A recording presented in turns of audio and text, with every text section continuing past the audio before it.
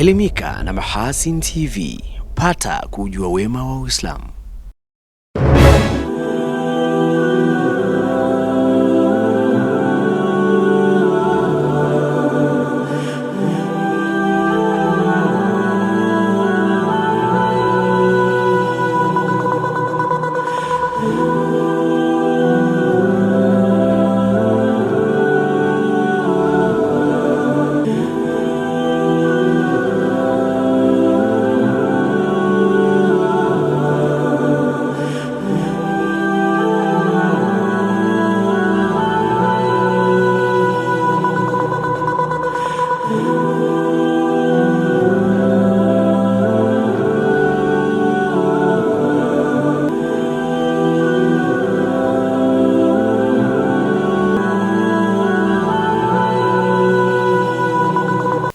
Assalamu alaikum warahmatullahi wabarakatuh, mtazamaji wa Mahasin TV.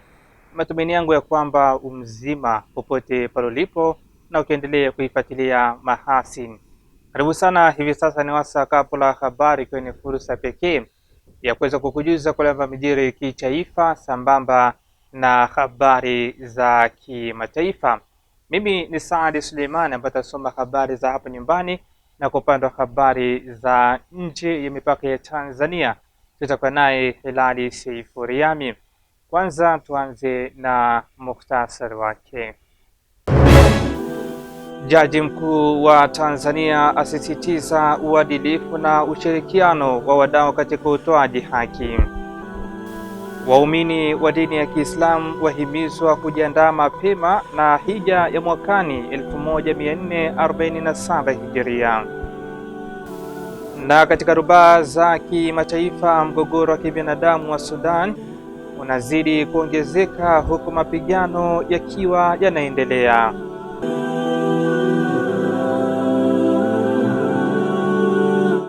Na mtazamaji wa Mahasin TV, sambamba na kutufuatilia kupitia kisimbuzi chako cha Azam TV, vile matangazo haya unaweza kuyapata kupitia akaunti yetu ya YouTube Mahasin TV Official.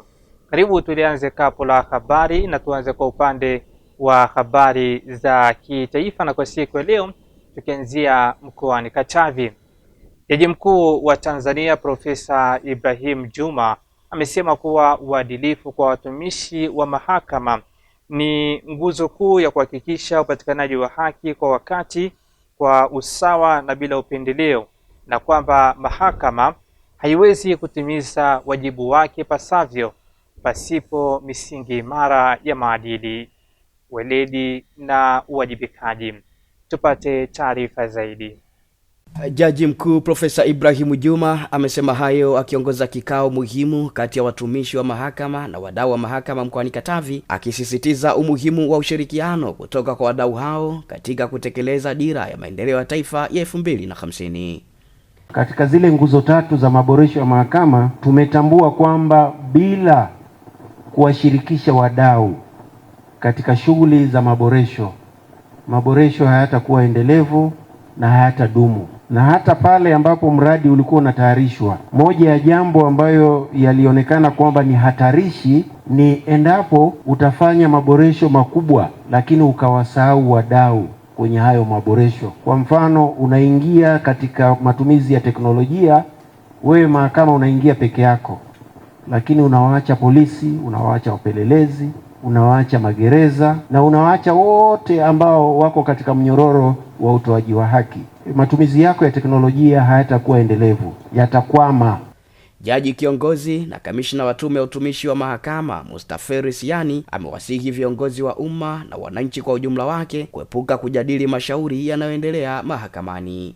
Kufanya hivyo kunamweka hakimu au jaji anayesikiza shauri hilo katika wakati mgumu wa kufanya maamuzi huru, kwa sababu jamii ambayo inaamini viongozi wanaotoa kauli hizi inatarajia kwamba maamuzi yawe kama vile ambavyo maoni au misimamo hiyo imetolewa. Kwa ili kuwaacha huru maafisa wa mahakama wanaoshughulika na uamuzi wa migogoro, ni vema na muhimu sana shauri linapokuwa mahakamani, na ndio utamaduni wetu umekuwa hivyo siku zote, likaachwa mchakato ule wa haki ukamilike, na baada ya maamuzi kutolewa, basi wale wenye haki ya kujadili wanaweza wakajadili na kuweka maoni yao.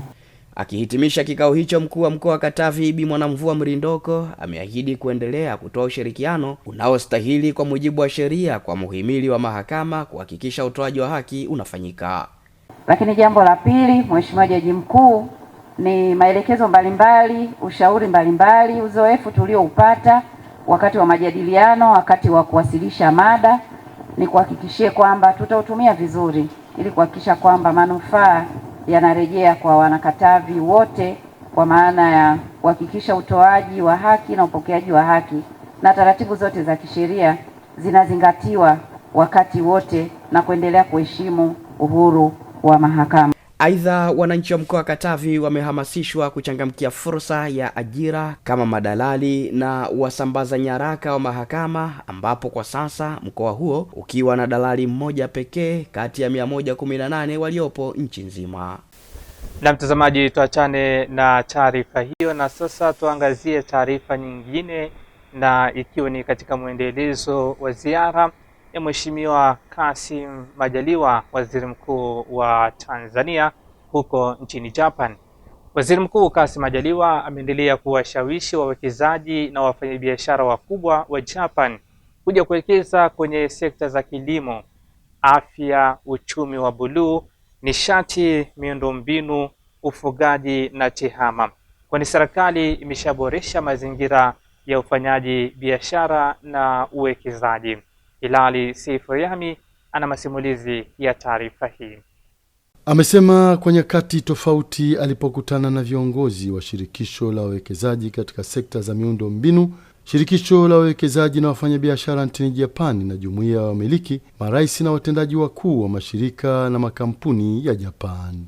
Nchi ya Japani ina miradi zaidi ya 24 ambayo imewekezwa kwenye Tanzania. Kwa hivyo vikao vyetu tumeendelea jana na leo, tumeendelea kukutana na jumuiya za wafanyabiashara ambao tumehamasisha uwekezaji kwenye maeneo yetu. Moja kati ya maeneo ambayo tunatoa wito wa kuwekeza ni kwenye viwanda, ili tuweze kuzalisha bidhaa nyingi ziweze kutosheleza ndani ya nchi na kuuza nje ya nchi, na bei itakuwa nafuu. Lakini hasa tunafungua fursa kwa Watanzania wanaotaka kuingia kwenye biashara, kuingia ubia na makampuni ya Japan, ambao na wao wameridhia kwamba kila kampuni inayokuja baada ya kujisajili itahitaji kuungana na Watanzania ambao wana makampuni kama hayo ili wafanye biashara. Naibu Waziri Ofisi ya Rais, Mipango na Uwekezaji, Stanislaus Nyongo ameeleza namna vikao hivyo vinavyotumika kuwaeleza wawekezaji na wafanyabiashara kuhusu mipango na mikakati ya serikali kuhakikisha inavutia zaidi uwekezaji katika sekta mbalimbali. Tumejaribu kuwaeleza ni namna gani au ni kwa jinsi gani taifa letu lina kiu cha kujikwamua kiuchumi. Sasa hivi taifa letu linatengeneza yani GDP ya dola za Kimarekani 85 milioni, lakini kiu yetu ni kutengeneza kiasi cha shilingi dola za Kimarekani trilioni 1 ifikapo mwaka 2050. Sasa tutafikaje kutengeneza trilioni 1 katika 2050? Ni lazima kuna mambo makubwa lazima tuyafanye. Kwa upande wake, mwakilishi mkazi wa shirika la maendeleo la Umoja wa Mataifa nchini Tanzania UNDP, Shigeki Komatusubara, amesema Tanzania itaendelea kunufaika na utaalamu wa teknolojia kutoka Japan. So we look forward to continue to work and serve the future of the Tanzania in terms of quality infrastructure, as well as for the future of the Japanese construction industry engaging in Africa. And as Prime Minister said, Tanzania is really growing fast. It will double the size in 10 years. It will become middle income. It will reach 100 million population. It's a huge, stable and prosperous market. So UNDP is committed to work with the Japanese government, win-win relationship between two very important countries for me. Wakati ambao mahujaji wakiendelea kuwasili nchini Saudi Arabia kwa ajili ya kutekeleza ibada ya hija, Waislamu nchini wametakiwa kujiandaa mapema kwa msimu ujao wa hija kwa mwaka 1447 Hijria. Taarifa yake Abdallah Matotola kutoka jijini Dar es Salaam inasoma hapa studio na Rajab Shaban Matoja.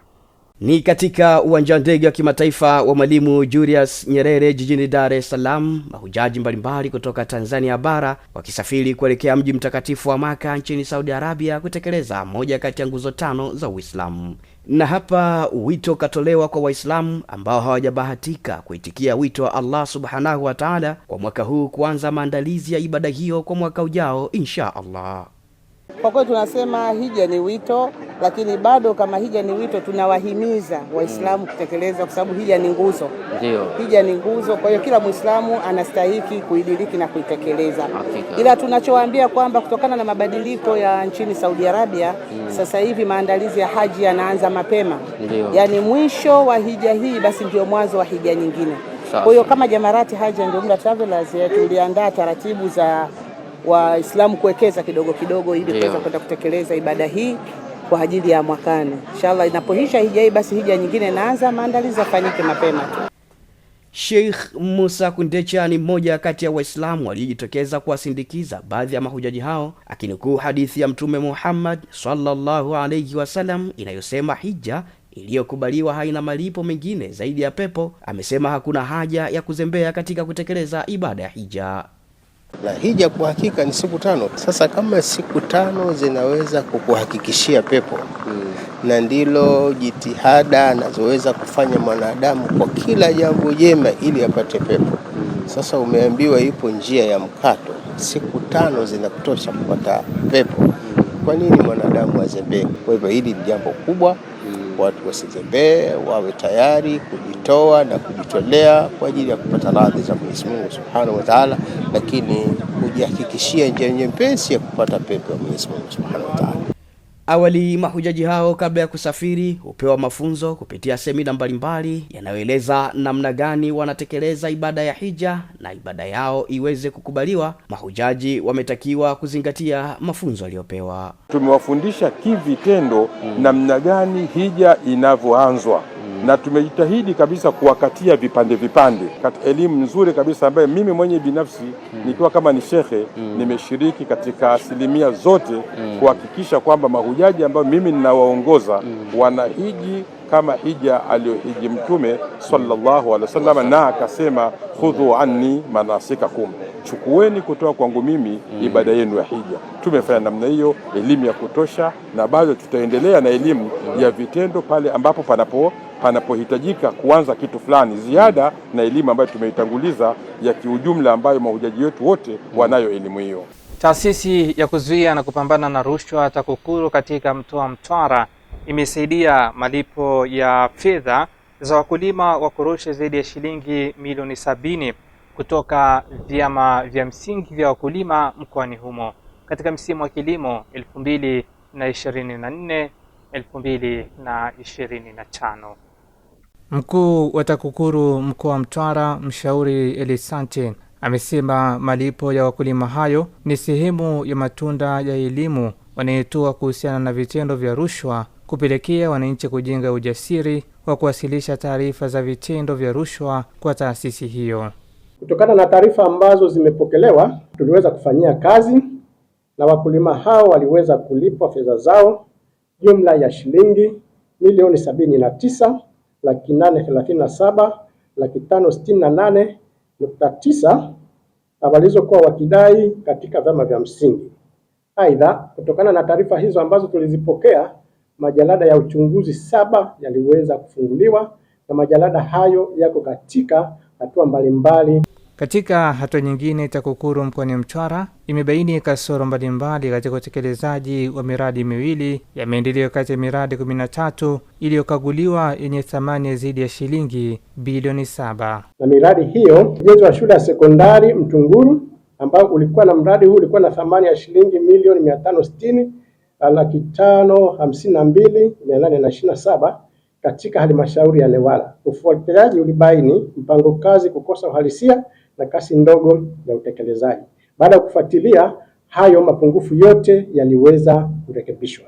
Lakini pili ilikuwa ni ufuatiliaji wa barabara kwenye barabara kuu ya Masasi na Nyumbu. Kulikuwa na kipande kinafanyiwa ukarabati, kilikuwa na thamani ya shilingi milioni 705 na 550,000. Tulifuatilia na kuona kwamba kulikuwa na kifusi ambacho kilikuwa kijafanyiwa testing. Tulifuatilia na wenzetu, kile kifusi kikafanyiwa testing, na baada ya kufanyiwa testing kikaonekana kinafaa kwa ajili ya kutumika. Kwa hiyo kilitumika kifusi ambacho kiko kwenye kiwango kilichokuwa kinatakiwa.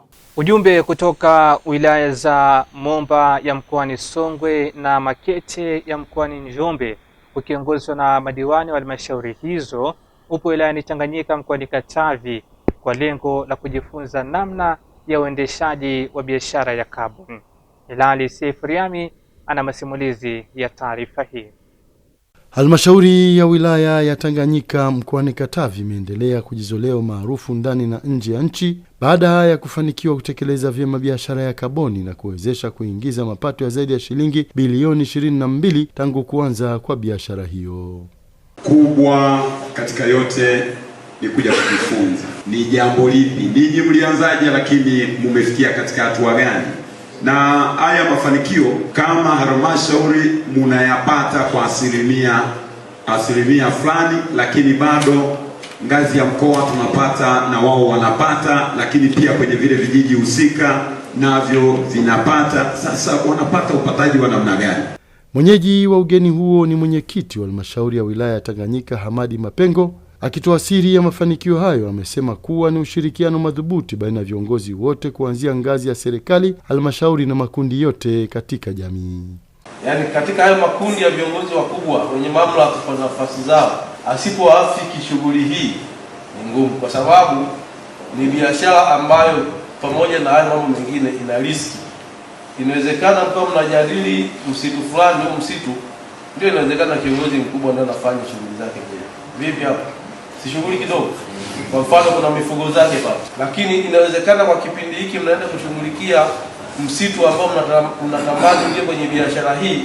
Ndio maeneo sisi viongozi wa chama na baadhi ya wagombea wanatarajia kwenda kufanya biashara ya kuomba kula kule na kufungua matawi na kadhalika, kwa sababu msitarajia kwamba shughuli hii mtakutana na misitu ambayo iko wazi kabisa ambayo ina changamoto. Rai ya mkuu wa wilaya ya Tanganyika Onesimo Buswelu kwa ujumbe huo ni kuona wanakaza mkanda haswa ili kuanza biashara ya kaboni, akiwa pamoja na kutomuonea mtu yoyote muhali atakayekuwa kikwazo katika biashara hiyo.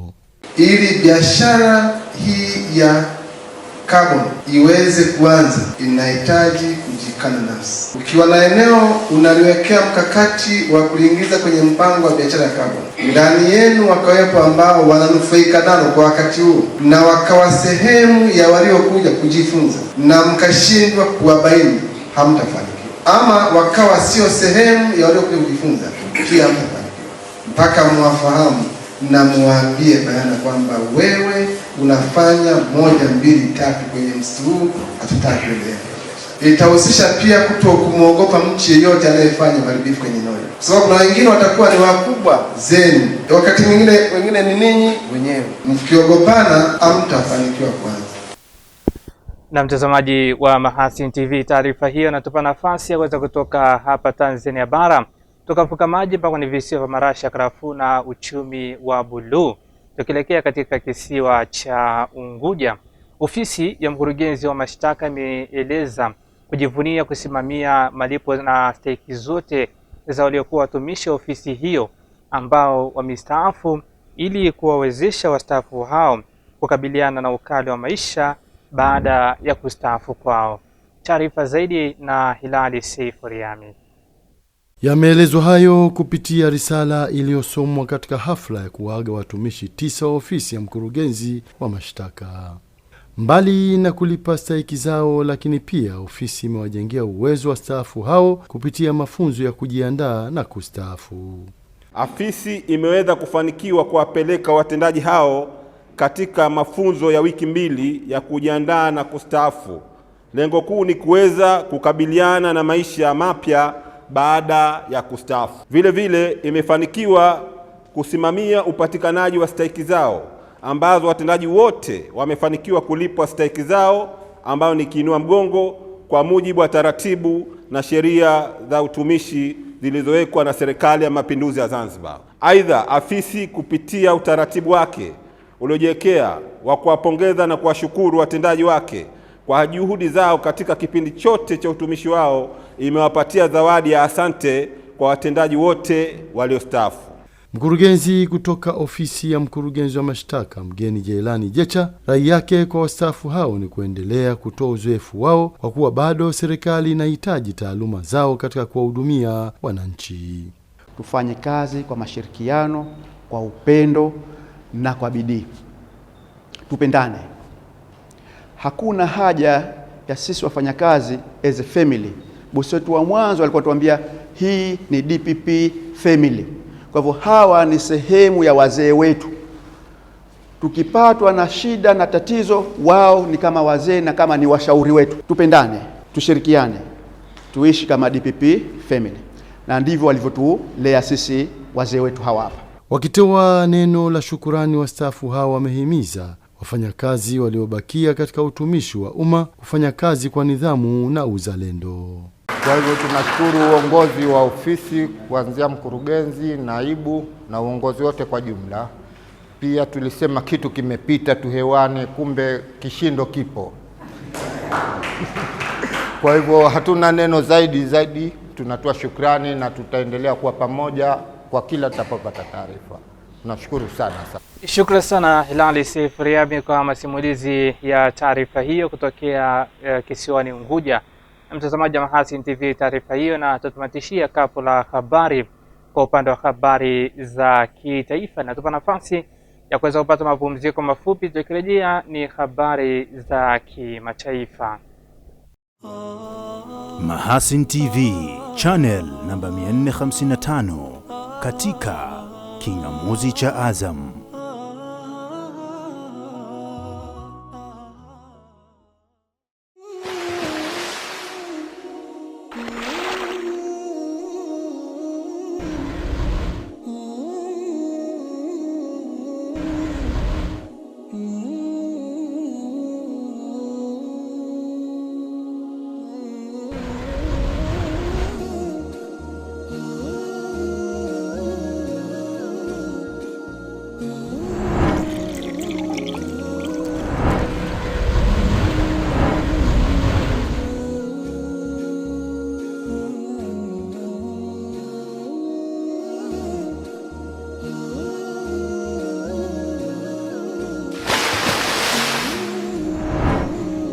Kunywa maji safi na salama ya uhai.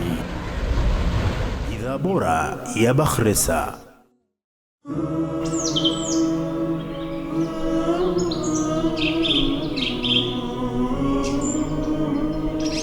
Mahasin TV, pata kujua wema wa Uislamu.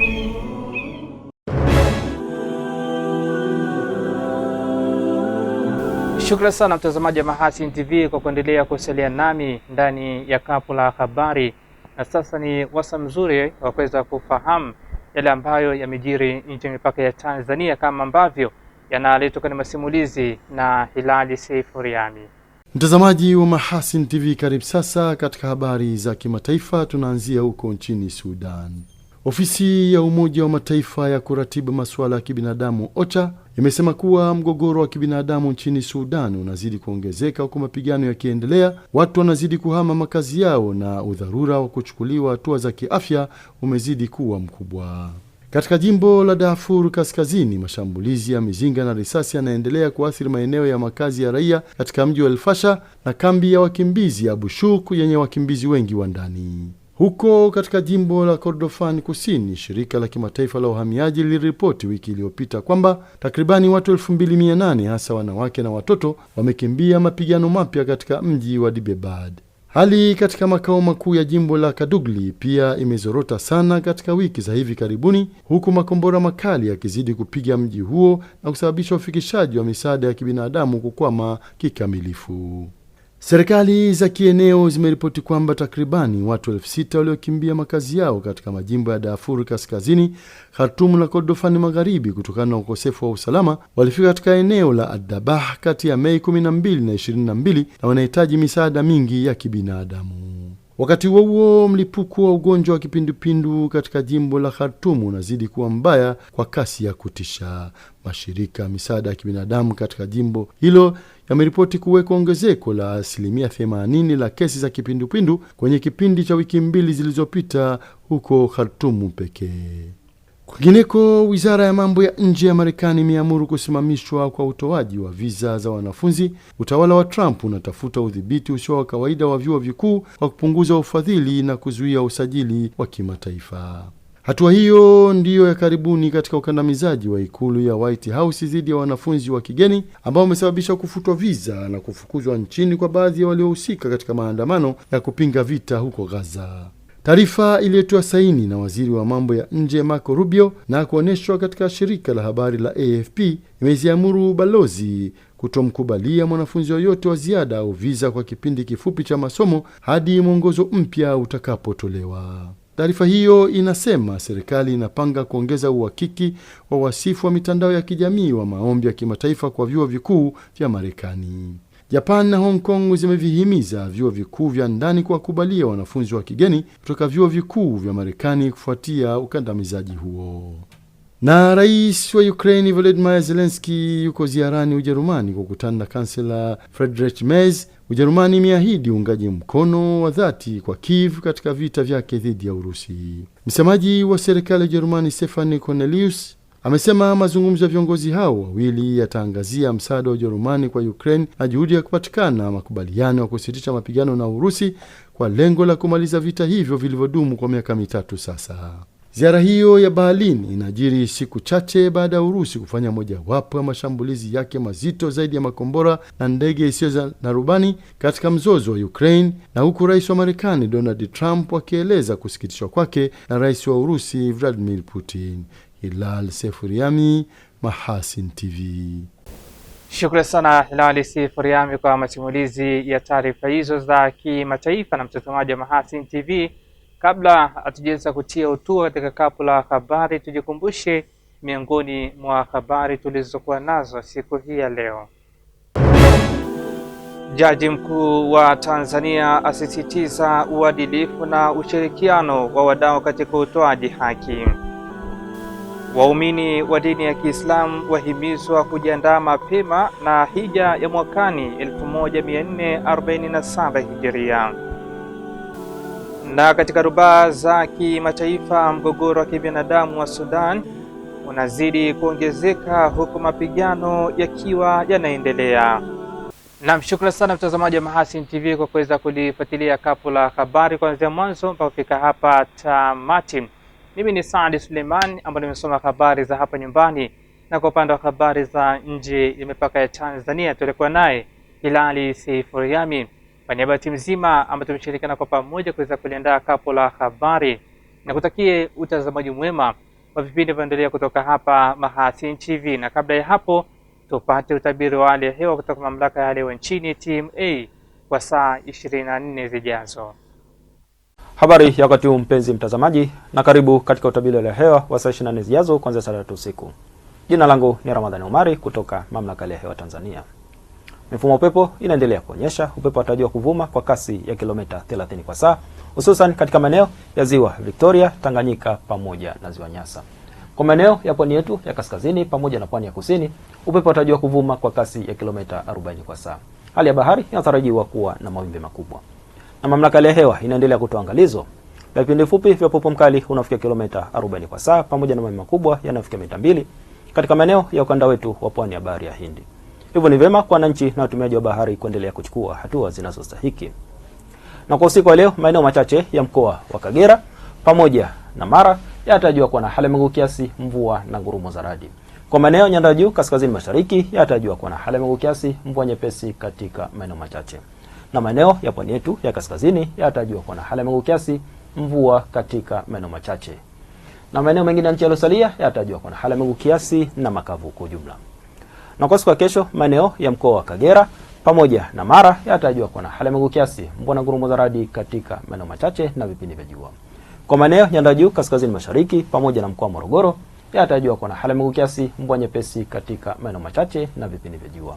Na maeneo ya pwani yetu ya kaskazini yatajua kuwa na hali ya mawingu kiasi, mvua katika maeneo machache na vipindi vya jua.